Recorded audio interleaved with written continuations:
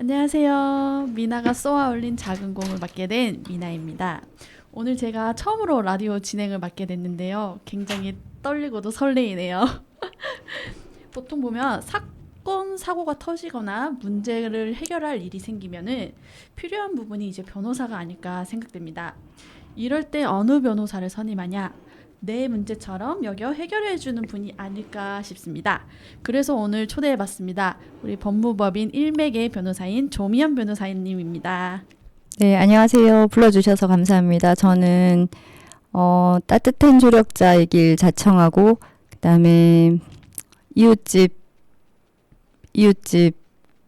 어쨌든 여러분들의 가까운 이웃이기를 원하는 조미연 변호사입니다. 와, 반갑습니다. 반갑습니다. 우리 대구에서 이제 송주까지 먼 발걸음을 해주셨어요. 아우, 너무 감사합니다, 변호사님. 별 말씀을요. 굉장히 미인이시지 않으신가요?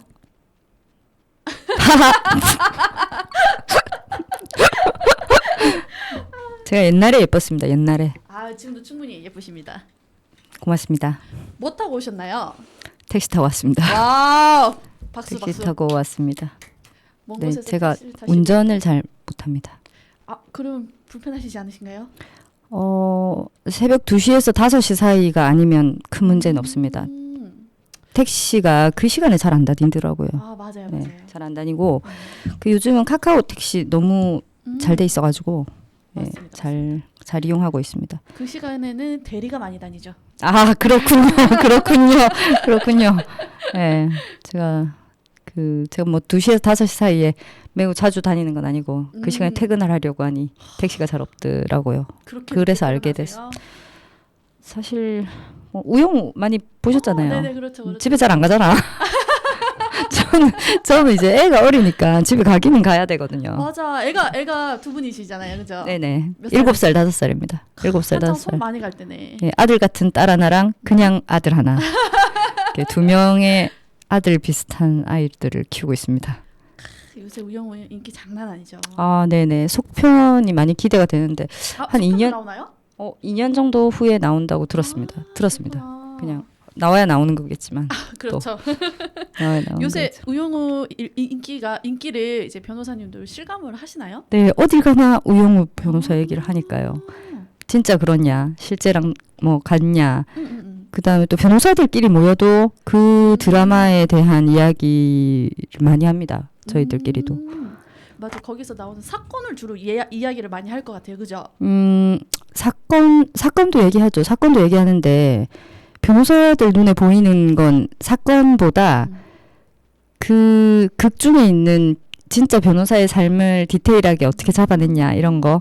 그다음에 지금까지의 변호사의 어떤 삶을 다룬 드라마나 영화가 정말 많았는데 그게 과연 이 드라마가 법률 전문가의 어떤 검토를 거쳤어? 이런 생각이 드는 드라마가 진짜 많았어요. 용어가 틀리거나 아니면 뭐 법정의 배치가 다르거든요. 민사법정과 형사법정의 법정의 배치가 다른데 그런 거에 있어서도 이제 반영이 되지 않은 그런 드라마 많았는데 우영우 드라마는 거의 똑같았어요. 그런 면에 있어가지고 작가님이 진짜 공부 많이 하신 것 같아요. 제가 느끼기엔. 발로 뛰시지 않으셨나? 네네, 그죠? 그렇게 생각됩니다. 네. 실제로. 법정 배치가 다르다는 거는 어떤 뜻이에요? 민사법정은 원고랑 피고가 법대를 바라보고 있거든요. 법대를 바라보고 있어요. 그러니까 판사님을 마주보고 있어요. 원고랑 피고가. 근데 형사법정은 검사랑 변호인이 마주보고 있어요. 그러니까 판사님이 내려다 보았을 때 약간 둘 다 삼각형이긴 한데 형사법정에서는 그 판사님의 오른쪽에 검사님이 있고 판사님 왼쪽에 피고인과 변호인이 있죠. 네네. 네, 그렇게 되어 있습니다. 약간 느낌이 달라요. 형사법정은 법대 자체도 되게 높거든요. 아, 법대가 이렇게 법대가 높아요. 저 위에 있어요. 저 위에 있어요. 그래서 실제로 이제 휴정이라 가지고 어떤 여자 판사님이 딱 일어나셔가지고 법대에서 내려오시는데 키가 진짜 작고 마르셨더라고요. 근데 그 법대위에 앉아 있으시면 전혀 모릅니다. 진짜 엄하고 무섭게 느껴져요.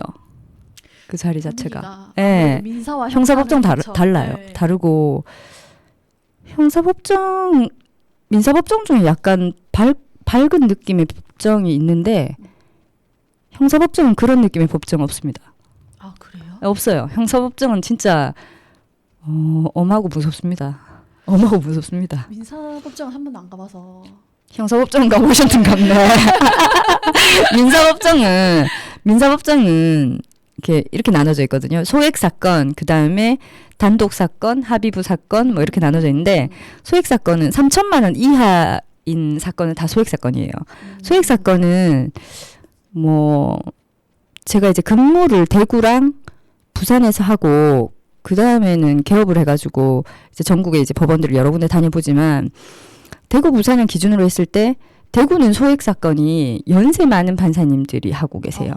약간 원님 재판 같은 그런 느낌이고 부산은 젊고 약간 이렇게 표현하면 좀 맞는지 모르겠는데 젊고 세련되고 굉장히 댄디하고 엘리트 같은 그런 젊고 빠릿빠릿한 판사님들이 칼같이 사건 쳐내는 그런 느낌의 소액 재판부가 한 대여섯 개 있는데 정말 칼도 없고 진짜 칼에 그 빈틈이 없을 정도로 진짜 사건 팍팍팍팍 쳐내는 그런 느낌의 법정이었거든요. 근데 대구에 와서 깜짝 놀란 거는 연세 많으신 판사님들이 원님 재판하듯이 재판하시는 거예요. 그래가지고 뭐 판사님 성함을 제가 말씀드리기 어려운데 네. 제가 되게 충격적이었는 게 그 임금 달라고 하는 재판이 있었어요. 네네. 소액 사건 대부분의 임금이거든요. 임금이 그래도 뭐 3천만 원 이하니까 대체로 네. 임금 달라고 하는데 이제 임금 달라고 하는 근로자가 원고고 이제 사업주가 피고일 거 아니에요. 원고가 뭐 돈을 달라고 하는데 사업주가 뭐 아니 얘가 있으면서 돈을 뭐 손해를 많이 받고 이런 주장을 막 했어. 그러니까 판사님이 하고 싶은 말 있으면 항소심 가서 하라고 원고 승소. 헐. 왜 일을 시켜놓고 돈을 안 주냔 말이야. 대박. 그래서 우리 모두 하고 싶은 말 있으면 항소심 가서 하라고. 와우. 원고 승소 그 자리에서. 사실 근데 이게 이러면 안 되거든요. 안 되거든요. 근데 또 이게 제가 한 3년 차일 때는 너무 충격적이었는데 제 올해 이제 10년 차 되어 가니 또 그 판사님도 이해가 또 될 만한 거예요. 이해가 될 만합니다. 그쵸. 할 말 있으면 항소서 해라. 항소심 가서 하라고. 일 시켜놓고 왜 돈 안 주냐고. 그치. 이제 연세가 있으니까 케이스를 엄청 많이 다뤘을 거 그쵸. 아니에요. 예, 그렇죠. 이제 첫 보면 이제 딱 이게 사이즈가 딱 나오나 봐요. 맞아요. 네. 맞아요. 예. 그리고 또 뭐 그런 경우 있거든요. 직원이 있으면서 거금을 횡령하는 경우 있어요. 와. 매우 거금을. 저 이거 며칠 전에 인스타에서 봤거든요. 근데 거금에도 이제 그 금액별로 이제 나눠져 있더라고요. 600억 이상을 횡령을 하면 집윤가? 하여튼 그걸 봤어요. 그래서 횡령을 해도 많이 해야지 빵이 안 가는구나. 그거를 딱 봤어요. 이게 잘못된 것 같습니다. 아닙니다. 뉴스에서 나왔습니다. 잠깐만. 뉴스 지금 캡처본입니다. 잘못 읽으신 거 아니에요? 아니 300억 미만은 좀 형량이 높고 600억 이상은 집행유예로 봤어요. 그래서 거기 댓글에 전부 다 와 600억 이상 솔직히 하기도 힘들 뿐더러 이렇게 많이 하는데 왜 집행유예밖에 안 나오지? 이런 댓글은 이상합니다. 뭔가 좀 잘못된 것 같습니다. 뭔가 좀 잘못된 것 같습니다. 특정경제가중처벌법이라는 처벌법이 있는데 네네. 그거는 금액에 따라 가지고 형이 더 높아지게 되어 있거든요. 법에는. 희한하네. 근데 거기 왜 그렇게 되어 있지? 그게 뭐 다른 사정이 있겠죠. 뭔가 거기에 대한 해명을 하시는 방송을 이 편에서 하셔야 될 것 같은데. 그죠? 네. 증거 자료를 딱 하셔야 될 것 같습니다. 그때 얘기는 무엇인가. 근데 이제 그럴 정도로 횡령 액수가 크고 그러면 사실 네. 임금 재판까지 안 오죠. 이미 사기 사건이 돼가지고 잡혀 들어갔을 테니까 임금 사건이 될 리가 없잖아요. 그쵸. 그러니까 자잘한 손해 같은 거는 업주가 감수하라는 거죠. 자잘한 손해 같은 거는 업주가 감수하라는 거죠. 그치. 그 정도는. 행정할 정도면 행정할 정도면 신경 안 써 뭐 했노? 안 옵니다. 안 옵니다. 거기까지 안 옵니다. 벌써 구속돼 있습니다. 구속돼 있습니다. 맞습니다, 맞습니다. 네, 그렇습니다. 아 너무 재밌네요 이런 이야기. 아, 재밌습니까? 네. 시청자들도 이러한 거에 대해서 궁금한 점이 굉장히 많을 것 같거든요.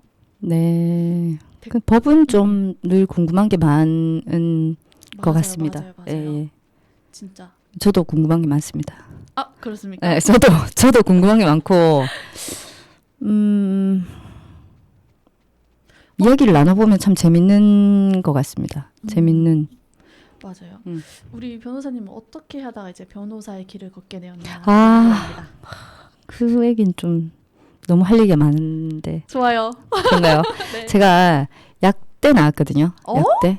몰랐어요? 정말요? 몰랐어요. 제가 학부 약대 나왔어요.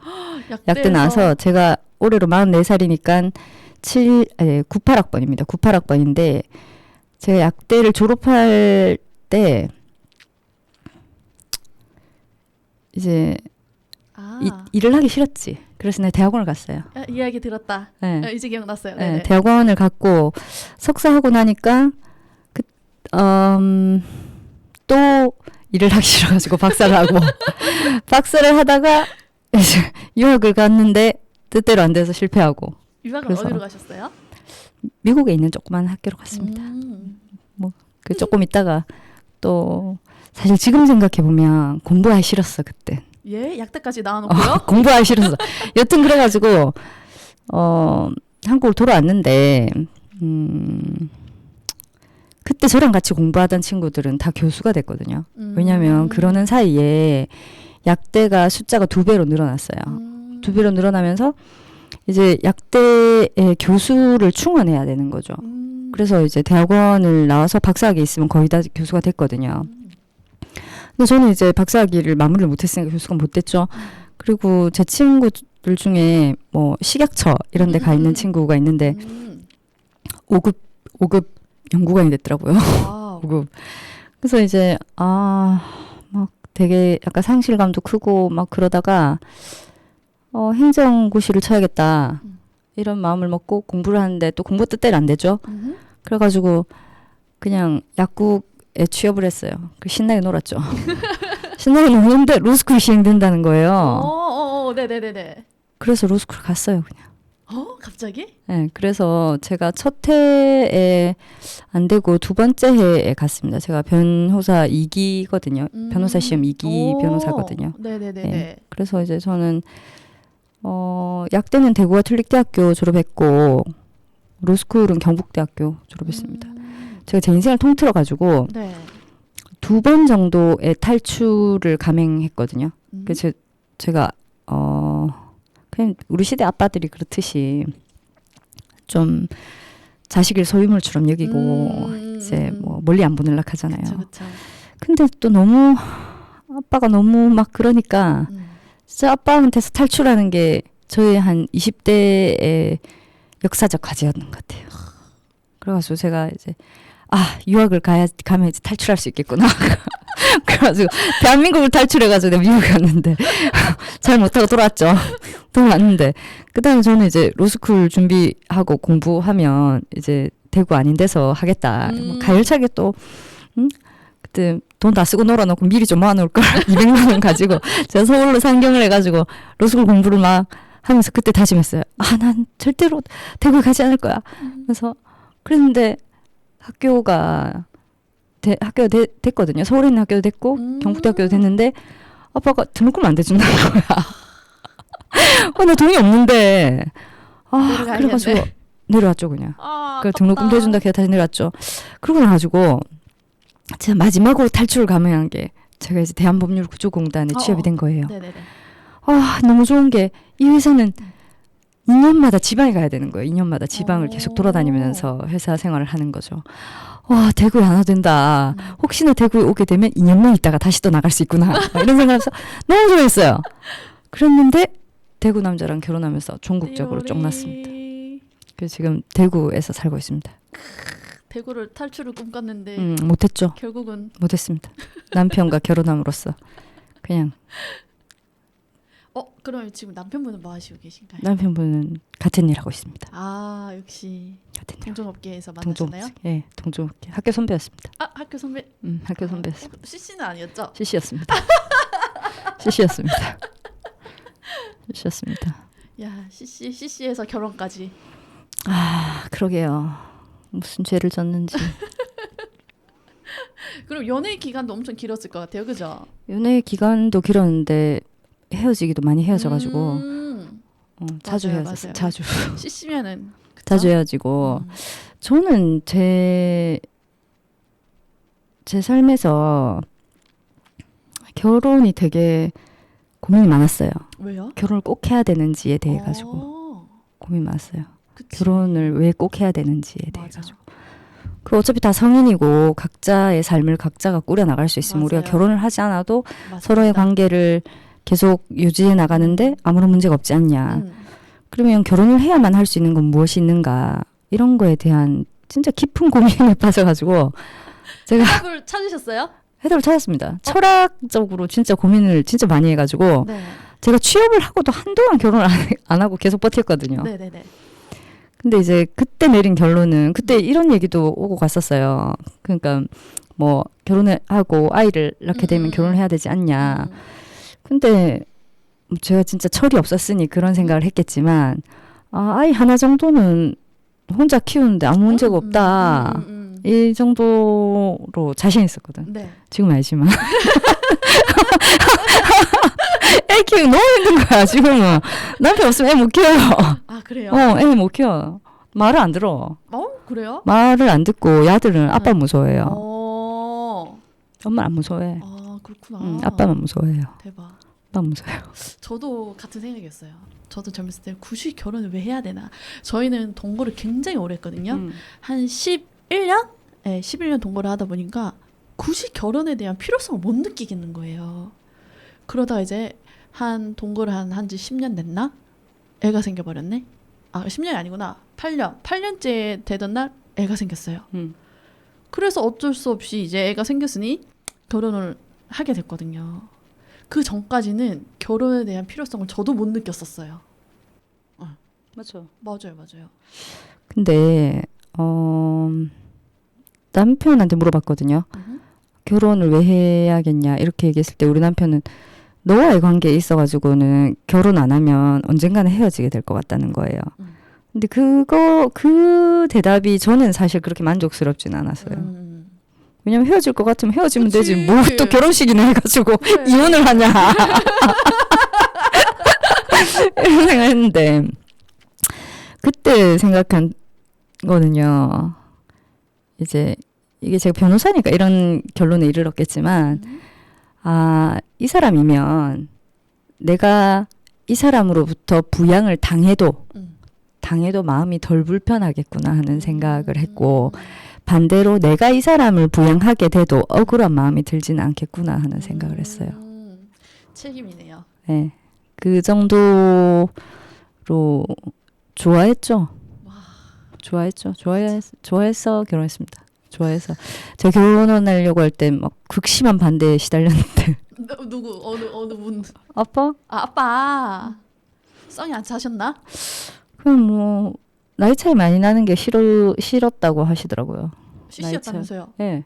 CC인데 나이 차이. 나이 차이 많이 났어요. 아, 그래요? 네. 몇 살 차이시죠? 나도 학교를 늦게 갔지만 우리 남편도 진짜 늦게 와가지고 저랑 우리 남편 9살 차이 납니다. 그 진짜 이게 내 웃으라고 많이 얘기하는데 우리 둘째 아이랑 우리 남편이랑 48년 띠동갑이에요. 48년 띠동갑. 아이고야. 그렇구나. 이 방송을 누군가는 볼 텐데. 그래서 근데 그렇습니다. 대박. 그러면 이쯤 되면 노래 한 곡 듣고 올까요? 네, 좋습니다. 우리 변호사님께서 즐겨 들으신 노래가 있으신가요? 네, 저는 악동 뮤지션의 좋은 날 좋은 밤 좋아합니다. 그러면 오랜 날 오랜 밤을 들어보고 오도록 하겠습니다.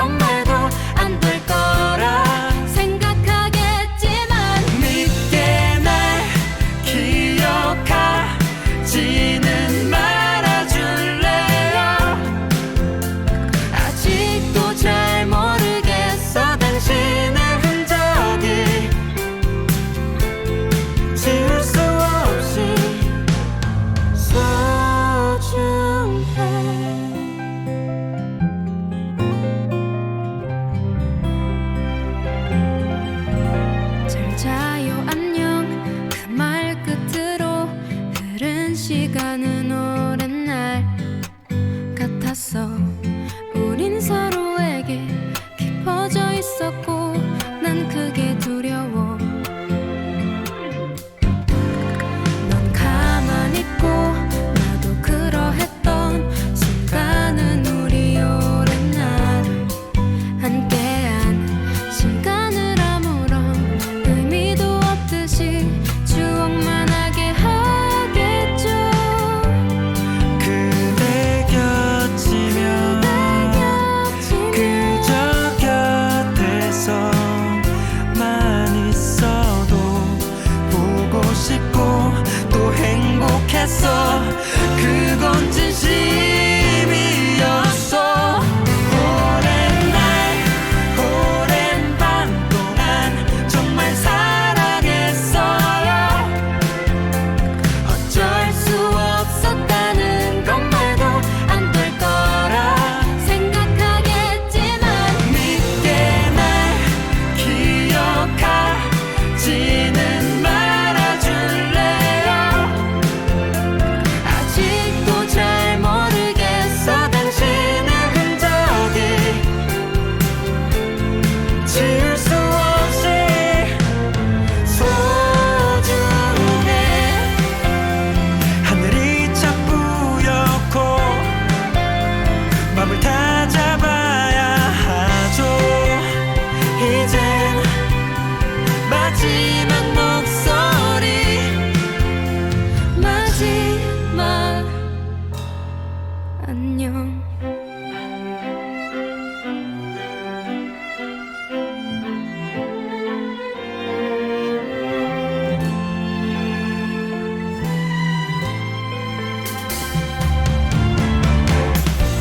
믿게 날 기억하지는 말아줄래요. 아직도 잘 모르겠어. 당신의 흔적이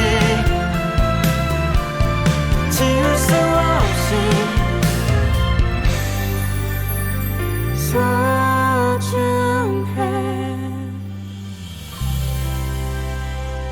네, 악뮤의 오랜 날 오랜 밤 들어봤습니다. 변호사님, 그러면 제가 궁금한 게 있는데 이제 변호사를 되려면 로스쿨에 들어가서 시험을 쳐야 되잖아요. 네. 그러면은 로스쿨 들어가기 전까지 이제 성적이라던가 아니면 내신 아니면 수능 등급 어떤 식으로 공부해야지만 로스쿨에 갈 수 있는지 정말 궁금해요. 아, 그거 좀 너무 어려운 질문인데, 하여튼 어떻게 보면 쉬운 질문일 수도 있는데, 아, 공부를 잘해야 돼요. 그죠? 공부를 잘해야 돼요. 너무 멍청한 답변일 수도 있는데 진짜 공부를 잘해야 됩니다. 공부를 잘해야 되고 좀 뭔가를 잘한다 하는 것 자체가 제가 생각할 때는 약간 성취욕이 있어야 되거든요. 본인 스스로가 그런 어떤 일종의 게임을 이기고 싶고 이기려면 어떻게 해야 되는지에 대해서 관심이 있고 그런 것처럼 본인이 좀 하고 싶어 해야 돼요. 하고 싶어 해야 되고 공부를 잘하려면 해야 되고 두 번째로는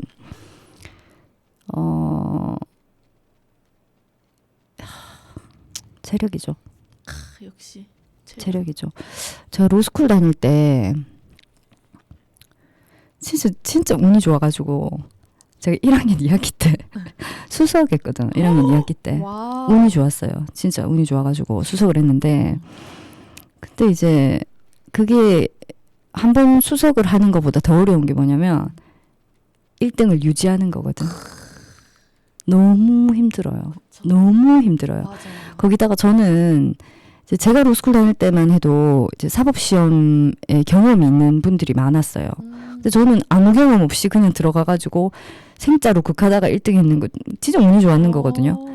그러니까 이제 저는 그거를 그냥 운이 좋았으니까 원래 내 거 아니니까 그냥 쉽게 버릴 줄 알았어야 되는데 못 버리고 계속 질척거렸거든. 거기에 대해 가지고 계속 막 너무 많은 양의 공부를 해내려고 막 애를 너무 쓰고 그래가지고 제가 팔을 통 깁스했어요. 팔을 통으로 대박. 깁스했어요. 그 왜 그러냐면 이제 답안지 쓰는 거 우리가 그때까지 지금은 워드로 시험을 치는지 모르겠는데 그때는 우리가 다 이렇게 손으로 쓰는 걸로 시험을 쳤거든요. 근데 이제 답안지를 다 써서 우리가 시험지를 제출해야 되니까 답안지를 쓰는 거를 연습했죠. 근데 이게 너무 해가지고 팔이 너무 아픈데 멈출 수가 없는 거죠. 대박. 이거를 잘 쓰면 어. 점수가 나오니까 잘 쓰고 싶은 거죠. 계속 연습해가지고 계속 연습했는데 결국에는 시험은 못 쳤어요. 이렇게 쓰는 걸로 못 쳤어요. 팔이 너무 아파가지고 네. 통깁스를 했으니까 네. 구두로 쳤어요. 구두로. 구두로 팔이 너무 아파가지고. 근데 또 구두로 치는 것 자체가 교수님 입장에서는 이제 열애를 줘야 되는 거잖아요. 그 열애를 줘야 되니까 부담스러운 거예요. 그러니까 그러니까 배려해주지 않으려고 하시대요. 또 울고불고 매달렸죠. 교수님, 그래서 막 그래가지고 이제 학교에서 도와주셔가지고 제가 구두로 말을 하면 타이핑을 쳐줄 수 있는 사람이 있었어야 되는데 그 학교에서 배려해줘가지고 어쨌든 시험 쳤어요. 그래서 또 A불 1등 유지하셨나요? 못했어요. 그 과목은 A불 받았죠. 그 과목 A불 받았는데 전반적으로 수석을 유지하려면 전부 A불을 받아야 되거든요. 근데 전부 A불은 어렵죠. 전부 A불은 어렵죠. 맞아. 그렇게 해가지고는 1등 못합니다. 1등을 하려고 하면 네. 그 체력적으로 삑살이 나가지고는 절대로 1등 못합니다. 이미 삑사리가 나가지고. 그렇게 해서는 1등 못합니다. 멘탈이 못 견디고 체력적으로 그렇게 됐다는 것 자체가 일단 시간이나 체력이나 뭐 이런 에너지 배분을 잘못했다는 거거든요. 그거의 방증이에요. 아프다는 것 자체가. 그러니까 아픈 것까지 포함해 안 아프고 잘 달리는 것까지 포함해서 실력이거든요. 예, 안 아프고 잘 달리는 것까지 포함해서 실력이에요. 제가 약국에 있을 때 진짜 효도템이 있거든요. 약국에 효도템 상품도 효도템이 뭐냐면 이제 수험생 영양제라 그래가지고 되게 비싼 영양제가 있어요. 네네. 이렇게 앰플 몇 개 섞어서 먹는 그런 건데 네. 근데 이제 그거를 꾸준히 먹는 애들이 있거든요. 계속 꾸준히 먹는 애들인데 물론 그것 때문에 걔가 수능을 잘 쳤는지 안 쳤는지 모르겠지만 일단 시험을 끝까지 잘 칠 수 있는 체력 안배가 되는 애들이 성적이 잘 나오고 그리고 좋은 학교 가요. 걔들은. 근데 계속 삑사리나고 몸 아픈 애들이 있거든요. 그러니까 안 돼. 공부를 엄청 잘하고 싶잖아. 그럼 엄청 체력이 좋아야 돼요. 역시 체력 싸움이구나. 엄청 체력이 좋아야 돼. 그리고 제가 지금 생각해보면 제가 1학년 2학기 때 수석을 했는데 1학년 여름방학 때 네. 아침에 수영하고 낮에 스쿼시하고 저녁에 달리기 대박. 그 방학을 운동만 하고 지냈어요. 방학을 공부 한 개도 안 하고 운동만. 대박. 그러고 나니까 너무 놀았다 싶어가지고 무섭더라고. 그래서 2학기 시작할 때 이제 예습을 좀 했죠. 예습을 좀 하고 그리고 2학기 전체를 뭐 열심히 공부했어요. 지금 생각해보면 말 그대로 열심히 공부했어요. 말 공부만 그대로 해서는 안 되구나. 체력. 근데 그 다음 해부터는 저도 이제 멘탈이 흔들린 거죠. 그러니까 이거를 지켜내야 되겠다는 욕심이 앞서니까 잠도 못 자고 계속 공부하려고 하고 사람이 쉬는 것까지 포함해서 실력이거든요. 쉬는 것까지 포함해서 실력이에요. 잘 쉬어야죠. 예. 그러니까 그때는 막 너무 막 잘하고 싶고 불안했을 것 같아요. 네. 그러니까 제가 그때 맞아. 1시간 자고 이랬거든. 1시간. 1시간 자고 이랬다니까. 왕관의 무게를 견뎌라. 목이 부러졌잖아. 그래가지고 목이 부러졌잖아. 불안한 거지. 혹시나 이제 떨어질까 봐. 그렇죠. 근데 그렇게 해가지고는 1등 자리 못 지킵니다. 하나 배웠네요. 못 지켜요. 근데 뭐 답변이 되셨는지 모르겠는데 일단 공부를 잘해야 돼요. 로스쿨에 뭐 성적 나쁜 친구들도 네. 공부를 죽도록 해요. 진짜. 다들 죽도록 해요. 그러면 전교에서 한 3등까지? 5등도 갈 수 있나요? 모르겠는데 그거는 학교마다 다르겠죠. 그럴까요? 그래도 전교 5등 안에 들면 로스쿨 갈 수 있지 않을까요? 근데 로스쿨을 갈지 말지 결정은 네. 대학을 다녀보고 난 다음에 하는 게 좋을 것 같아요. 저는. 대학을 다녀보고. 그런 로스쿨을 가려면 일단 대학을 졸업해야 되거든. 네. 그러니까 대학을 신나게 다녀보고 네. 내가 법 공부를 좀 해보는 게 좋겠다 이런 생각이 들면 로스쿨을 가는 거고 아니면 딴 거 해야지. 그치. 로스쿨 3년이 어떻게 보면 인생에서 자기가 쓸 수 있는 에너지의 절반을 쓰는 게 올 수도 있어요. 왜냐면 진짜 힘들다니까.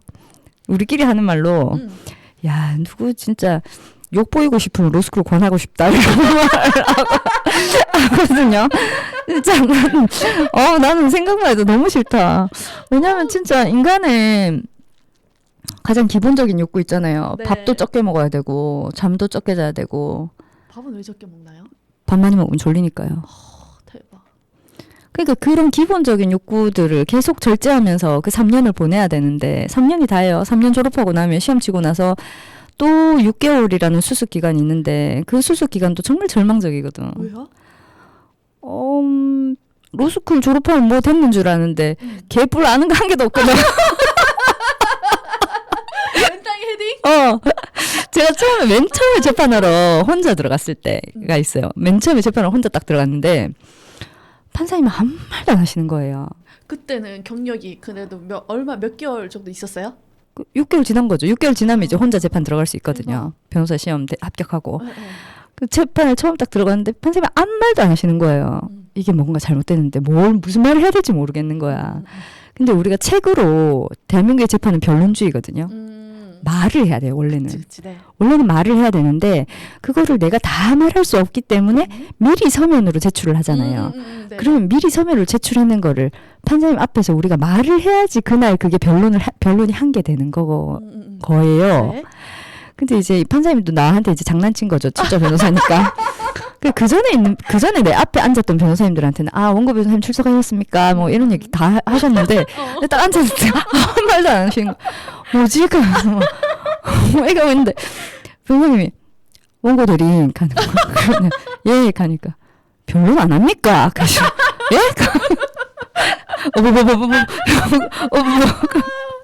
바보 됐어요. 이게 원래는 원고 대리인 누구 출석했습니다. 뭐 몇 월 며칠자 소장 진술하고 취지는 어떻습니다. 뭐 몇 월 며칠자 준비서면 진술하고 취지는 어떻고 증거는 뭐다. 이거를 다 말로 해야 되는 거예요. 우리가 말로. 근데 그거를 간편하게 하려고 이제 다 서면으로 이미 제출하고 서면에 제출돼 있으면 진술을 간주해주고 뭐 이런 식으로 돌아가는 건데 이게 너무 생초짜니까 모르는 거예요. 네. 그래가 정말 너무 부끄러웠어요. 그래서 맨 처음 맡게 된 사건이 뭐였었어요? 맨 처음 맡게 된 사건은 음주운전 사건? 정말요? 네. 근데 이것도 저는 약간 무슨 책에 나왔더라. 연금술사 그래. 연금술사 책에 보면 초심자의 행운이라는 말이 나오거든요. 근데 인생에 약간의 초심자의 행운 같은 게 있는 거예요. 그래가지고 제가 맨 처음에 맡은 사건이 음주운전 사건이었는데 그게 1심에서 이 사람이 유죄를 받았거든요. 근데 사건이 되게 희한한 게 이 사람이 음주운전을 한 게 아니고 들으면 진짜 웃긴다 하지 싶은데 이 사람 음주운전을 한 게 아니고 자기가 대리에서 왔는데 차 안에서 잠이 들었어요. 저는 잠이 들어서 너무 추워가지고 사람이 앞자리에 가서 시동을 걸고 히터를 켜고 그 자리에 잠들어 붙는 거라. 차를 움직인 적은 없고. 근데 차에 시동이 계속 걸려있고 밤이고 이러니까 사람들이 지나가는 사람이 신고한 거예요. 그래서 경찰이 와가지고 내려봐라 하면서 갔는데 운전석에서 내렸는데 사람 깔라돼 있잖아요. 그래가지고 이게 음주운전으로 기소가 된 거였거든요. 이 아저씨는 계속 자기는 대리운전 불러서 왔다 이렇게 얘기를 하는데 그때만 해도 제가 2013년도에 변호사 됐으니까 그때만 해도 카카오 대리가 있거나 그렇지 않은 거예요. 대리기사를 우리가 술 마시고 나면 술집 그 주인한테 대리 좀 불러주세요 이럴 때였는 거예요. 자기 폰으로도 안 하고. 그렇구나. 그래가지고 대리를 불러서 타고 왔거든요. 이 사람 분명히. 근데 안 믿어주지. 증거가 없잖아요. 증거가 있어야지 믿어주지. 그러니까. 그래가지고 이제 그날 술 같이 먹었는 사람들을 또 다 불러 다 증인신문했어요. 네네네. 다 증인신문하고 이제 술집 주인을 부르면 되겠네요. 술집 주인도 불렀죠. 네. 다 불러가 증인신문하고 뭐 그렇게 해가지고 어쨌든 무죄를 받았어요. 검사님은 다 계속 우리 보고 거짓말한다. 말이 되나 지금 이게. 근데 우리는 운전을 한 적은 없다. 계속 다퉈서 어쨌든 첫 사건에 무죄를 받아가지고 제가 기고만장 해가지고 기고만장 그래가지고 너무 그러니까 어쩌면 이게 초심자의 행운은 행운이 아닐 수도 있어요. 왜냐면 제가 그래가지고 무죄가 너무 쉽게 받은 거예요. 근데 지금 생각해보면 쉬운 것도 아닌데 어쨌든 그렇게 중신문을 한 게 되게 술술 풀렸고 그또 재판부 왜냐면 1심에서는 유죄였으니까요. 항소심에서는 항소심 재판부가 제가 하는 얘기에 되게 나이스하게 저를 받아주는 게 되게 신기했거든요. 저는 원래 이런가? 이런 처음이니까 모르잖아. 맞아. 그래가지고 일단 무죄를 받고 난 너무 기뻤어요. 근데 또 검사님은 정말 화가 났는지 또 대법원에 상고도 하시더라고요. 상고도 했어요. 그래서 그 음주운전 그 당사자 있잖아요. 네. 당사자는 음주운전하면 바로 면허 취소되잖아요. 네네네. 면허 취소되고 시간 다 지나가지고 땄어요 새로. 그런데 무죄. 대박. 그런데 전국적으로 무죄 나온 거예요. 그 재판을 4년 정도 했거든요. 그 사건이. 그렇게 오래요? 네. 상고까지 가면 그렇게 오래 걸려요? 네. 와. 네. 오래 걸립니다. 그리고 1심에서 재판 실컷 하고 항소심은 또 재판이잖아요. 또 증인 부르고 그 또 다 해가지고 6개월 아니에요?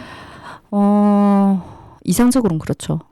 이상적으로는. 더 오래 네, 걸리는구나. 오래 걸렸죠. 4년 정도 걸렸어요. 4년 걸렸으니까 그 취소 기간 끝나고 다시 면허 다시 땄더라니까 아저씨. 억울했겠다. 억울하죠 아저씨는 진짜 억울하죠.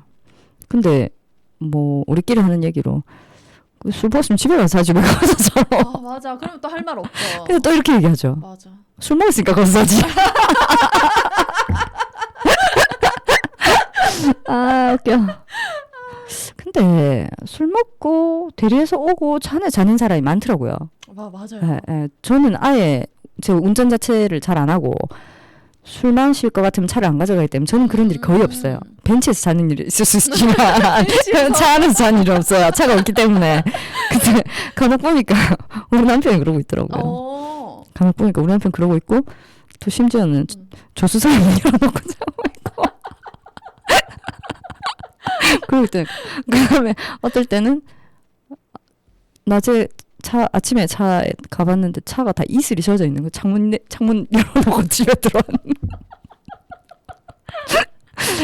정말 술 먹었으니까 그렇긴 한데. 맞아. 술 먹고 하는 얘기 이렇게 웃긴데 음주운전 아닌 것 같아요. 그죠. 음주운전. 그리고 지금 요즘의 분위기는 굉장히 엄합니다. 엄해질 수밖에 없어. 왜냐면 굉장히 엄해요. 요즘은. 술만 먹었다 하면요. 봐주는 게 좀 많더라고요. 네. 좀 감형을 좀 많이 시켜주더라고요. 그래서 하도 원성을 사니까 음주운전에 대해서는 음주는 굉장히 세게, 엄해졌어요. 음주는 굉장히 엄해졌습니다. 요즘은 투아웃이잖아요. 투아웃이고 굉장히 엄해졌습니다. 요즘. 짤없어요. 짤없어요. 짤없습니다. 그 술 먹고 사고 나잖아요. 네. 술 먹고 사고 크게 나잖아. 네. 구속을 각오해야 됩니다. 그래서 제가 며칠 전에 서울을 갔거든요. 근데 올림픽대로 이제 반포에서 이제 빠져가지고 올림픽대로 이제 타는 건데 차가 완전 찌그러져가지고 길가에 있는 거예요. 내가 봤을 때 그 사람 술 먹고 음주해갖고 갖다 받고 그냥 차버리고 도망간 것 같아요. 지차만 그랬으면 다행이다. 그러니까. 지차만 그랬으면 지차만 그랬으니까 도망갔는 것 같아요. 지차만 그랬으면 다행이고. 음주는 아닌 것 같아요. 어쨌든 술 마시려면 차를 버리는 걸로. 그쵸. 죽으려면 혼자 죽어라. 근데 또뭐 대부분 가족이 있잖아요. 또. 맞아요. 근데 음주는 항상 남한테 피해를 주니까. 맞아요. 그래서 그렇죠. 구속을 각오해야 됩니다. 구속을 각오해야 됩니다. 짤 없어요 요즘은. 술 먹고 음주는 아닙니다 진짜. 그럼 혹시 변호사 일을 하다가 역대급 사건이 혹시 있을까요? 있죠. 정말 기억에 남는 사건들 있죠. 뭔가요? 한 1등부터 말씀드릴까요? 1등부터. 네. 1등. 1등부터 몇 등까지 있나요? 제가 한 3개만 기억합니다. 오. 그리고 경신됩니다. 새로운 사건들이 나타나가지고 그 전에 있었던 이거 아무것도 아니야. 그래서 탑3? 제가 참 무슨 전문인지 왜 안 물어보세요? 이걸 제일 먼저 물어봐야죠. 죄송해요. 제가 물어볼라 했었는데 뒤에 물어볼라 했었는데 혹시 우리 변호사님은 전문이 어떻게 되십니까? 저는 이혼 전문이에요. 이혼 전문. 하고 싶어서 이혼 전문은 아니시죠? 아니고. 네네. 근데 변호사가 어떤 전문을 단답하는 게 내가 그거 전문하고 싶다고 전문이 되는 건 아니거든요, 사실은. 그래요? 그럼 전문이 어떻게 내가 전문이 되려면 그 사건을 많이 해야 되는데 의뢰자가 그 사건 관련 의뢰자가 나를 많이 찾아와야지 그 사건 전문이 될 수 있잖아요. 그렇죠. 근데 저는 사실 내가 하고 싶은 거는 저는 보험 사건 전문으로 하고 싶어요. 보험 사건에 관심 많고 보험 사건 되게 재밌거든요, 저는. 근데 제가 거기에 운이 별로 없었어요. 보험 관련 사건을 아무리 하고 싶어 해도 그분들이 저랑 안 하시려 하시니까. 근데 어쩌다 보니까 이제 제가 되게 취약한 포인트가 3개 있는데 그게 여성, 어린이, 노인한테 취약해요. 그러다 보니까 제가 가정폭력 사건에 관심이 많고 그러다 보니까 제가 하게 되는 사건이 가정폭력 사건이 많고 그러니까 이혼 전문이 된 거죠. 그런 사건들이 많아가지고. 그래서 이혼 전문이 되다 보니까 가족사를 많이 들여다보게 돼요. 사실은. 그래서 최근에 진짜 가장 역대급 사건은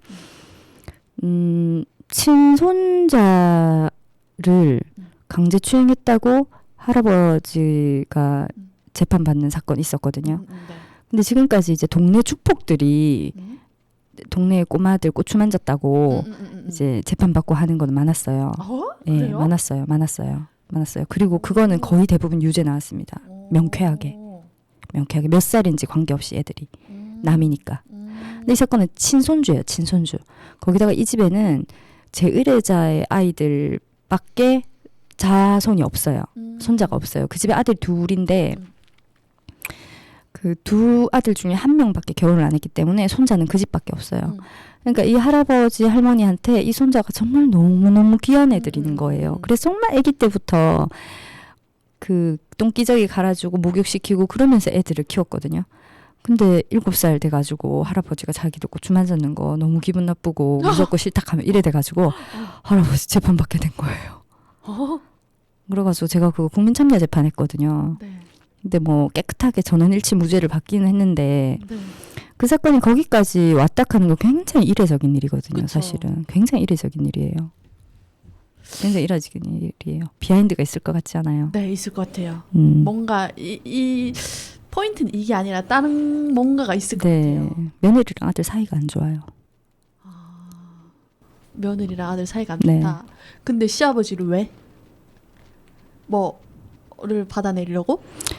뭐 그게 이제 구체적이고 뚜렷하게 밝혀진 거는 없어요. 사실은 없는데 그 사건 이전에 이혼 사건이 있는 거죠. 이혼 사건이 있는 거죠. 근데 만약에 그 이혼 사건이 없었다면 그 사건이 거기까지 왔을까 싶어요. 사실 며느리 입장에서 시아버지가 애들 고추 만지는 게 싫을 수 있잖아요. 네네네. 싫을 수 있잖아요. 근데 남편이랑 사이가 좋으면 아 오빠 아버님 이제 애들 많이 컸는데 애기도 아니고 7살이나 됐는데 좀 그런 것 같다.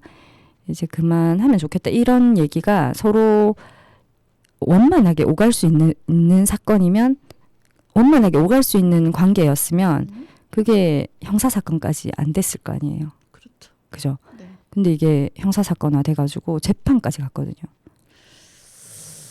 그 굉장히 이례적인 사건이었어요. 그러면 어쨌든 이게 형사를 가려면 변호사를 선임을 해야 되잖아요. 네네. 그럼 변호사 하는데 또 비용도 들 것이며 시간도 들 것이며 그런데 결국엔 무죄가 나왔어. 뭐 득볼 수 있는 건 아무것도 없어. 없어요. 근데 무죄가 안 나올 거라고 생각했겠죠. 그분은. 안 나올 거라고 생각했겠죠. 그리고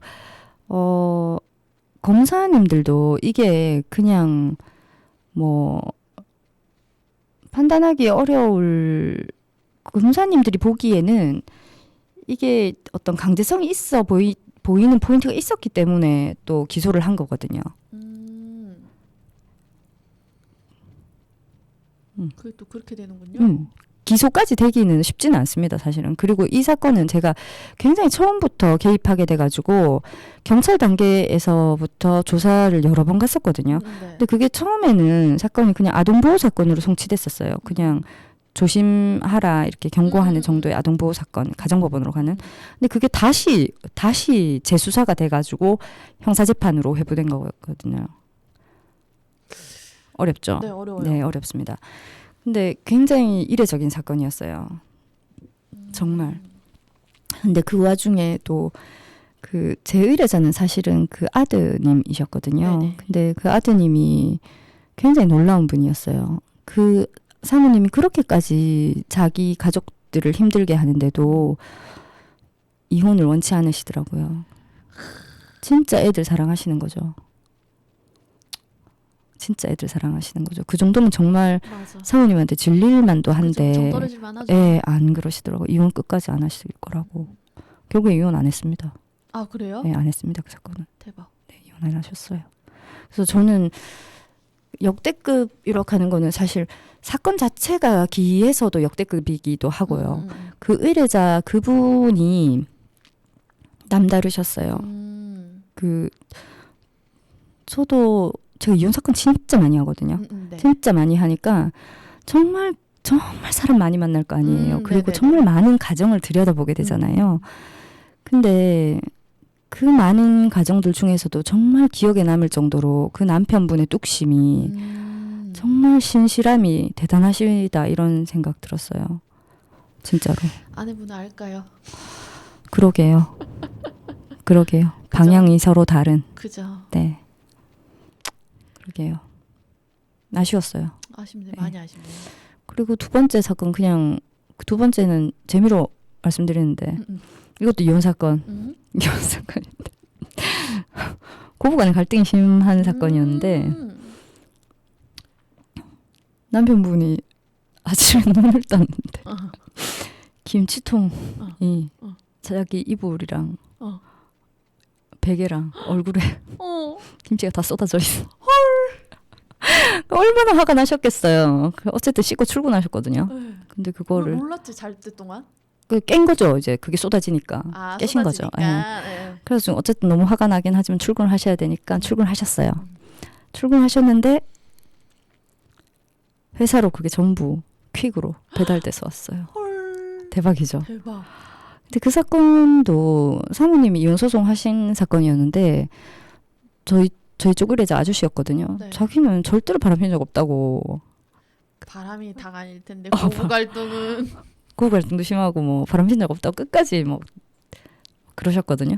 근데 마지막에 증거가 나와가지고 블랙박스 나와가지고 빼도 박도 못하는. 이유 없이 김치통을 갖다 들이붙진 않지. 그래서 저희가 뭐 드릴 말씀이 없죠. 뭐라 그러겠어요. 어쨌든 결과적으로 그 사건 패소했습니다. 패소했고 또 요 지금 말씀드린 사건은 저희가 법인으로 수임된 사건이었는데 저는 제가 개인적으로 수임해가지고 패소한 건이 지금까지 이혼 사건 딱 한 건 패소해 받아봤거든요. 청구 기각 한 건 받아봤어요. 한 건. 왜 뭐 때문에 청구 기각이 됐어요? 이제 아는 분 소개받아가지고 제가 소송을 진행했는데 남편이 때린다는 거예요. 네. 근데 실제로 맞은 거 맞고 뭐 여러 가지 증거 자료 있어가지고 우리가 이제 이혼 소송 했는데 상대방이 계속 우리가 유책이라고 주장하는 거예요. 왜? 우리가 유책이라고. 우리가 맞았는데? 우리가 맞았는데. 그래 이게 무슨 소리냐. 그래서 계속 재판을 진행했죠. 그러니까 상대방이 우리가 바람 폈다는 거예요. 근데 있잖아요. 이게 참 희한하죠. 근데 상대방이 하는 주장 중에 얼토당토하는 주장들이 진짜 많거든요. 네. 기본적으로 이혼 소송의 2대 기원칙 뭐 이런 게 있는데 아전 인수 그다음에 또 하나 더 있는데 적반하장 이거든요. 아전 인수 적반하장. 이게 정말 말도 안 되는 소리를 서로 한다 이런 뜻이잖아요.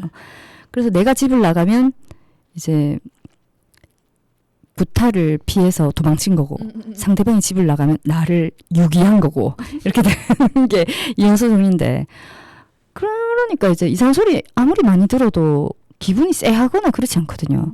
근데 그 사건은 이유 없이 상대방이 우리 보고 바람 피딱 하는데 기분이 쎄한 거예요. 뭐지? 이런 생각이 들면서 그래서 제가 물어봤죠. 저희 여자한테 저거 무슨 얘기냐 그러니까 펄펄 뛰는 거예요. 자기는 절대 없다고 그런 일 없다고.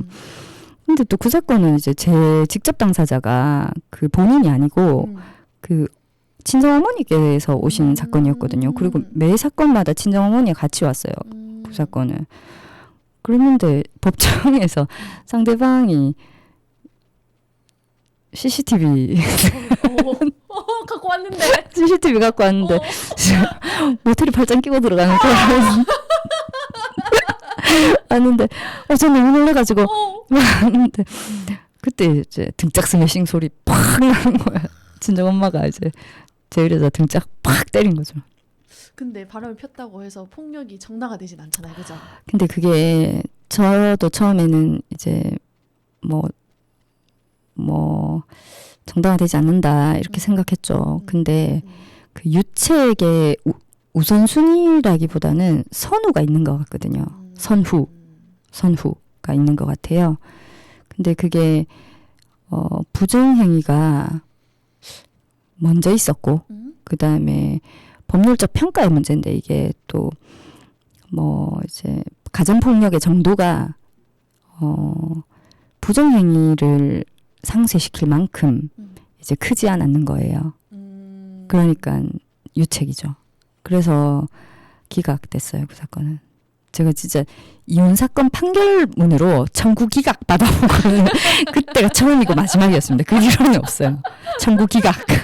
아, 근데 이혼 사건은 판결이 선고되는 경우가 좀 제법 드물거든요. 많지 않아요. 왜냐면 그 판결로 해결할 수 없는 문제를 갖고 있는 경우가 대부분이라서. 왜요? 이혼하는 데 있어가지고 이혼 이제 저희가 이게 소송물이라는 표현을 쓰는데 재판의 목적이 이혼이 끝이 아니거든요. 이혼은 그냥 이혼하는 거고 친권 양육권, 양육비, 재산 분할, 위자료, 면접 교섭 이렇게 이것 다 합쳐가지고 세트인 거예요. 근데 이런 문제들을 판결로 깔끔하게 정리가 또 쉽진 않아요. 그런 문제들이 있고 또 재산 분할도 이제 이거를 적절히 감안해가지고 재판부에서 이혼 사건에서 제일 중요하게 생각하는 거는 양육되는 사건 본인들이잖아요. 아이들의 환경이 변하지 않게 해주기를 바라시거든요. 그러다 보니까 이제 뭐 둘 사이에 집이 한 칸이 있는 경우 있잖아요. 집만 한 칸 있는 경우. 그러면 그 집을 아이들 키우는 사람이 유지할 수 있는 방향으로 이제 조정을 할 수 있도록 많이 몰거든요. 그렇게 되면 이제 사실상 아이를 키우는 사람이 많은 부분을 가져가게 되죠. 근데 좀 TV에서 보고 이렇게 보다 보니까 양육비를 안 줘도 강제로 이거를 갖고 올 수 있는 방법이 없다고 하더라고요. 그러니까 이제 좀 전에 제가 말씀드렸던 것처럼 양육비를 선납받는 방식으로 재산 분할을 가져오는 방향으로 이건 조정으로밖에 안 되거든요. 이건 조정으로밖에 안 돼요. 그러니까 판결로는 그런 식으로 할 수는 없거든요. 그래서 조정으로 이렇게 많이 정리를 하려고 하죠. 법원에서는. 조정에서도 만약에 그 결렬이 되면은 결력이 되면 뭐 그렇게 됩니다. 그렇게 되고 사실은 이혼할 때 양육비락 하는 채권은요 굉장히 특이한 채권이라서 어떻게 보면 굉장히 강력한 채권이고요. 어떻게 보면 그렇게 힘이 없는 채권이 없을 수가 없어요. 예를 들면 남편 그냥 비양육친이라고 할게요. 남편이 아이를 안 키울 수도 있고 그 와이프가 아이를 안 키울 수도 있으니까 비양육친이 그 안정적인 직장을 가지고 있잖아요. 예를 들면 선생님이라든지 공무원이라든지 대기업이라든지 이러면 월급에서 바로 양육비 빼올 수 있어요. 양육비 직접 지급 명령이라는 게 있거든요. 바로. 근데 이 직접 지급 명령 신청을 하려고 하면 법원에 이 새끼가 양육비 안 주는 회사에 이 새끼가 양육비 안 주는 놈이라는 거 우리가 알리게 되잖아요. 그러니까 이걸 알기 때문에 그런 사람들은 다 줘요, 그냥. 그렇게 그런 꼴을 당하고 싶지 않기 때문에 다 돈을 줍니다, 그냥. 돈을 그냥 줘요. 주고 이제 지금 말씀하신 것처럼 이제 힘든 케이스는 직장이 변변치 않으신 분들인 거죠. 그쯤 되면 진짜로 줄 돈이 없어서 못 주는 경우도 있고 이제 사실상 경제 능력이 없는 경우도 있고 이런 경우인 거죠. 사실은. 근데 그렇다고 하더라도 가끔씩 보면 우리가 제가 예전에 했던 사건 중에 한동안 우리가 또 카카오 스토리 이런 게 유행했잖아요. 그치 카카오 스토리에는 막 롤렉스 시계 이런 거 막 올리면서 양육비는 안 주려고 생 난리지기는 그런 사람이 있었거든요. 근데 난 그렇게 또 사람이 단순하나 이런 생각이 들었는데 아니 어떻게 그렇게 법원에 와가지고는 자기 백수라고 돈 못 번다고 뭐 파산 신청할 거다 이렇게 하면서 또 그 스토리에 그런 거는 또 꾸준히 올라와요. 카카오 스토리에는. 그게 뭐지? 이런 생각이 들거든요. 더 웃기는 거는 제 의뢰자가 전철 거 아니에요. 그 전철랑 친구인데 바보예요. 그래가지고 나 지금 너무 황당해가지고 다른 사람 아니냐고 내가 얘기했거든요. 근데 맞아요. 그래가지고 옷이나 이런 게 맞는 거예요. 법정에도 입고 왔었거든요. 그래서 제가 그걸 싹 다 캡처해가지고 또 제출했죠. 그래서 또 양육비 주라고 판단 나옵니다. 그래 되면. 그다음에 양육비를 안 주면 우리가 이행을 강제할 수 있는 방법이 여러 가지가 있는데 그 중에 하나가 이행명령이라는 게 있거든요. 네. 그럼 양육비를 안 주면 내가 몇 달 동안 양육비 안 받았어요, 판사님. 쟤한테 돈 좀 주라고 해주세요. 그러면 판사님이 걔한테 야, 니 지금 안 준 게 이게 몇 달인데 이거를 몇 달에 나눠가지고 줘. 안 주면 너 혼낼 거야. 이렇게 딱 얘기를 하는 재판이 있어요. 이행명령 재판이라고. 네. 그 재판을 해도 그렇게 한다고 줄 것 같으면 이놈들이 맞아, 진짜 안 좋겠습니까? 좋지. 근데 이행명령 재판의 실질은요. 네. 감치시키기 위한 전조 단계예요. 감치시키기 위한. 이행명령을 해가지고 돈을 안 주잖아요. 네. 그럼 감치시켜요. 감치가 왜 구속돼요? 구속이죠. 와. 하여튼 어디 가다요. 아, 근데 감금되는구나. 더 웃기는 게 네. 감치되잖아요. 바로 돈 나와요. 어디서 나왔는지 모르겠는데 돈이 나와요. 어디서 나왔는지 모르겠는데 오. 일단 돈이 나와요. 네. 근데 참 안타까운 거는 그 전에 몰려있던 뭐 300만 원, 300만 원 이거를 주면 또 풀려나거든요. 근데 이게 또 쌓이면 우리가 또 이 절차를 해야 되는 거예요. 번거롭네. 몹시 번거롭고 이거를 이제 옛날에 제가 대한법률구조공단이 있을 때는 네네. 뭐 여러 건을 했는데 사실은 사선 변호사가 이거를 하게 되는 경우는 거의 없습니다. 그쵸. 왜냐하면 국선이 비용 측면에서 좀 잘 안 맞기도 하고 그래서 그렇죠.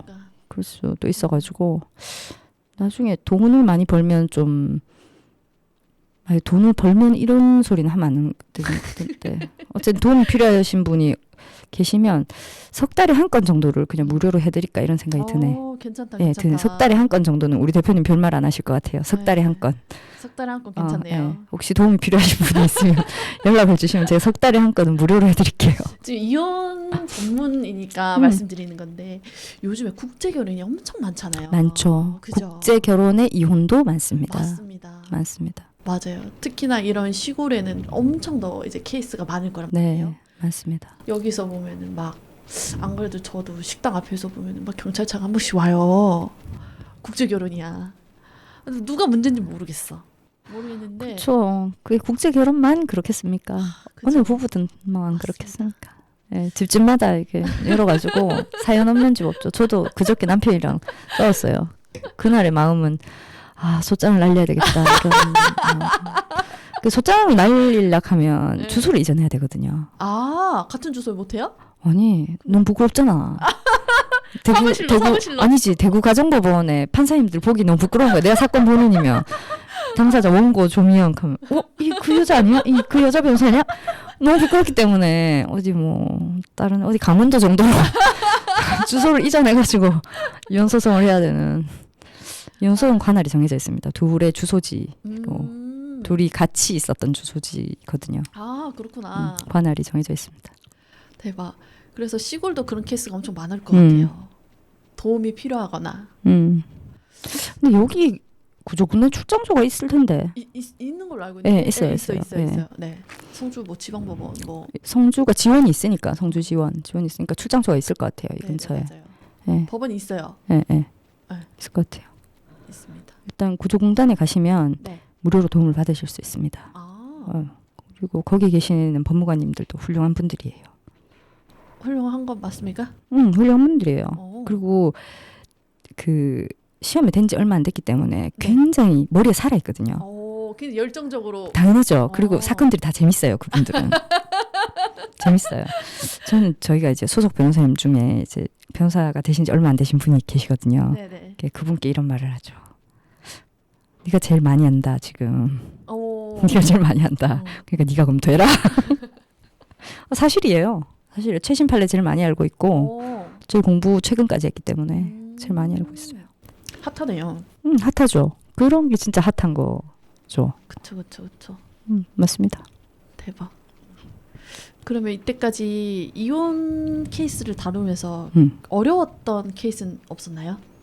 어려웠던 케이스? 가장 어려웠던 케이스 아까 그 사건이죠. 할아버지 고소했는 며느리가. 근데 무죄 나왔다며요. 그죠? 근데 할아버지는 무죄가 나왔지만 그 가족들이 다시 같이 살게 되셨는데 계속 생각이 납니다. 그 사건은. 계속 생각이 나고 이혼 사건에서 가슴 아픈 경우는 진짜 많아요. 진짜 많고 인생을 성공하고 싶으면 어떻게 해야 되냐 누가 이렇게 묻던데 결혼 잘해야 된다. 이 얘기를 하고 싶어요. 이게 되게 세속적인 어떤 경제적인 관점에 있어가지고 혼테크 이런 돈 많은 집에 장가가고 돈 많은 집에 시집가고 이런 뜻이 아니고 네네. 배우자를 좋은 사람 만나야지 인생이 무탈해요. 근데 또 이런 생각을 했거든요. 저는 제가 결혼할 때 과연 나는 좋은 배우자인가 이 생각해봤는데 아닌 거예요. 내가 맞아. 아닌 거예요. 그래서 내가 오랫동안 결혼 안 하고 있다가 좋은 배우자가 돼야지 이런 마음을 먹고 결혼했는데 다시 생각해보니 우리 남편 괴롭히고 있네. 그런 것 같습니다. 저는 안 그런 집이 어디 있을까요, 그죠? 그쵸. 맞아요, 다 그렇죠. 그쵸. 근데 제가 시골에 와서 보니까는 좀 약간 그러한 사건들이 있어요. 시골에서 원래는 소각하면 안 되잖아요. 나뭇잎 나뭇잎이거나 네. 뭐 나무거나 어쨌든 소각을 하면 그게 무조건 불법인데 네. 시골이다 보니까 좀 약간 네. 이게 행해지는 건데 문제는 이러한 연기가 이제 집 문을 타고 상대방 집 안으로 다 들어온다. 그래서 몇 번 얘기를 한번 했나 봐요. 이런 게 지식이 엄청 많더라고요. 보니까 맞아요. 얘기를 했는데 고쳐지지 않는다. 그래도 계속 태운다. 이러한 부분은 어떻게 해결을 해요? 대규모 행정적인 어떤 제재가 있어야 될 것 같습니다. 제 그죠? 생각에는 개인적으로 해결이 되는 문제가 아닙니다. 맞습니다. 이게 약간 사회문화적인 배경과의 관계된 문제이기 때문에 예전에는 우리가 시골에서 나무를 떼가지고 많은 것들을 해결했잖아요. 그분들의 상식과 어떤 문화적인 배경 안에서는 이게 왜 문제냐. 우리는 그 냄새 다 맡으면서 살았는데 왜 별나게 구냐 이런 느낌이거든요. 맞아. 예. 근데 지금 사회적인 분위기는 그게 공해잖아요. 그러니까 이런 부분은 사회적으로 궤도나 지도, 행정, 처분 이런 게 필요하다는 게 제 입장이에요, 사실은. 물론 그것도 소송으로 몰고 가면 얼마든지 소송을 몰고 갈 수 있겠죠. 근데 소송에 대한 경제적 실익이 별로 없어요. 맞아요. 별로 없어요. 네. 그럼 뭐 얼마 나오겠어요, 그거 손해배상. 그러니까. 예. 그 환경 문제에 관해서는 환경분쟁조정위원회라고 이게 환경 문제를 소송으로 끌고 가가지고 손해배상을 받기까지가 돈이 진짜 많이 들거든요. 왜냐면 감정한데 돈이 너무 많이 들어가지고 이제 그래가지고 손해배상 액수가 뭐 500만 원 나왔는데 감정료가 헐. 몇 천만 원 나오고 이럴 때가 있거든요. 이건 최근에 있었던 일인데 포항에 물난리가 났잖아요. 네네네네. 근데 포항이 어느 지역이 물난리가 잘 나는 지역이 있나 봐요. 나 확실히 모르겠는데 제 사건 아니에요. 제 사건 아니고 이제 누가 나한테 이게 자문을 구하면서 물어본 사건인데 근데 거기가 이제 되게 큰 무슨 이런 유스 호스텔 같은 데가 있었는데 네네. 유스 호스텔에서 하수 처리 같은 거 있잖아요. 왜 배수로 관리를 잘못해가지고 이게 물이 역류해가지고 어느 집을 덮친 거예요. 그 집이 물이 완전히 잠겼어요. 네. 잠겼으니까 그 사람 얼마나 끔찍하겠어요. 그렇죠. 그랬는데 물이 들어왔다가 금방 빠져나간 거야. 그래서 감정을 했는데 이 사람 청구 금액이 1억이 넘거든요. 네. 청구 1억이 넘는데 감정을 했는데 감정료는 또 한 1,100만 원 나왔어. 많이 나왔어요. 네. 그런 거 감정하면 돈이 많이 들거든요. 근데 손해 액수가 200만 원이 나온 거예요. 헐. 200만 원, 500만 원? 아니 그 사이밖에 안 나온 거예요. 헐.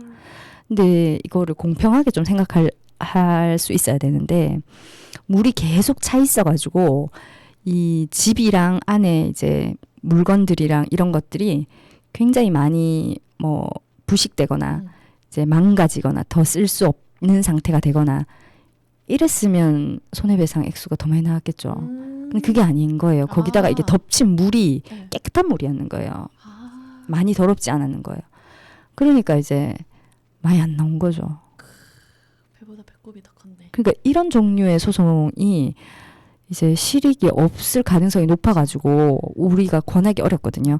그러니까 그 문제도 사실은 소송으로 가기보다는 환경분쟁조정위에 조정을 한번 신청해 볼 만하고 조정을 신청하면 그런 절차를 진행하면서 또 약간 생각이 바뀌기도 하거든요. 왜냐하면 그 이제 피해를 일으킨 사람들, 가해자들 입장이 요즘 이런 거 하면 안 되는구나. 우리가 이런 거 하면 저 사람들한테서의 비난만 받는 게 아니라 이제 사회적으로 또 어떤 제재를 당할 수 있다는 걸 이 사람들 배우게 되거든요.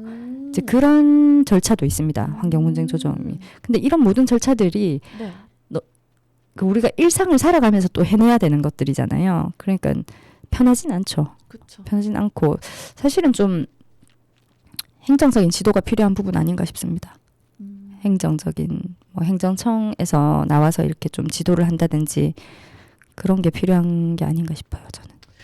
맞습니다. 네. 요즘에 젊은 사람들이 기농을 좀 약간 많이 하는 추세거든요. 그렇다 보니까는 이러한 사건으로 인해서 좀 약간 그런 시골에서 다툼이라든지 이러한 불편한 점이 굉장히 그렇죠. 원래 네. 계시던 분들 입장에서는 또 그쵸. 이 뭐 새 사람 와가지고 있던 사람 괴롭힌다 이런 맞아요. 생각할 수 있거든요. 별난다 이렇게 얘기할 수도 있죠. 네, 좀 아닌 건 아닌 거죠. 아닌 건 아닌 거죠. 이제 바꿔가면서 배우고 아닌 네, 부분을 네. 또 배우고 이제 그렇죠. 고쳐 나가고 해야지. 그리고 그 공해가 맞긴 하거든요. 그 뭐라 그러지 그 나쁜 공기의 이름이 제가 기억이 안 나는데 공해가 맞아요. 맞습니다. 예, 그분들이 나무만 태우겠습니까? 맞아요. 예. 태우더라고 그렇죠. 그러니까 그게 다 화학 물질이 또 새로 오신 분들은 자녀 키우실 거거든요. 맞아요, 그렇기 맞아요. 때문에 더 예민한 거예요. 맞아요. 예, 그렇기 때문에 더 예민한 거예요. 오늘 궁금한 걸 많이 여쭤봤는데 꽤나 많은 도움이 되었습니다. 아 그런가요? 오늘 벌써 시간이 벌써 이렇게 됐어요. 오늘 어떠셨어요? 저는 재밌네요. 진짜 재밌죠? 재밌네요. 저도 엄청 재밌었어요. 이게 곧 유튜브로도 나온다고 하니 우리 변호사님도 이걸로 인해서 이제 더 많은 홍보가 되고 이제 성주 국민도 궁금한 게 엄청 많을 것 같아요. 이제 댓글로 그런 것도 받아서 이제 변호사님한테 물으면은 답변도 가능하시죠? 아 네네. 네네. 저도 댓글로 화답하도록 하겠습니다. 좋다 좋습니다. 좋은 것 같아요 댓글. 좋습니다. 그럼 저희가 이제 마지막 음악으로는 어떤 노래를 추천하고 싶으세요? 없으시면 제가 오늘 악뮤 노래로 네네 좋습니다. 막을 저는 악뮤 내도록 좋더라고요. 하겠습니다. 저도 악뮤 너무 좋아요. 어떻게 이별까지 사랑해야겠어. 널 사랑하는 거지. 요거 하시죠. 들으면서 마무리하도록 하겠습니다.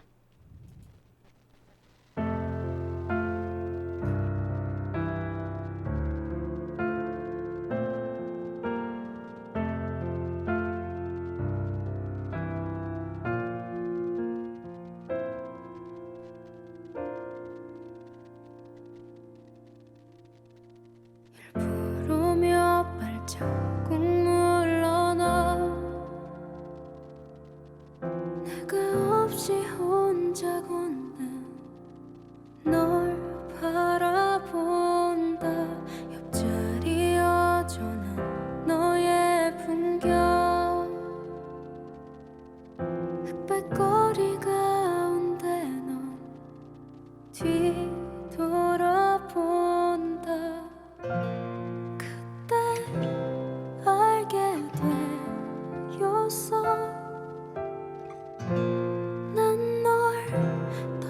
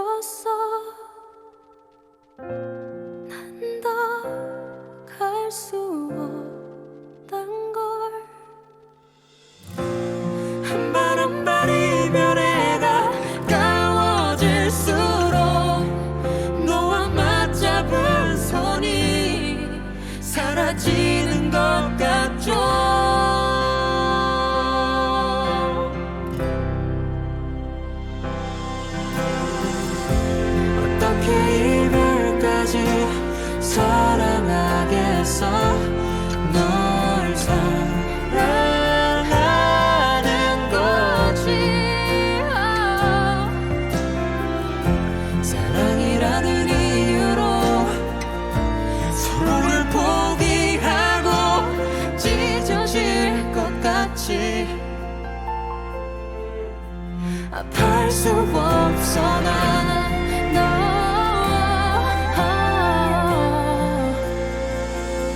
어떻게 내가 어떻게 너를 이후에 우리 바다처럼 깊은 사랑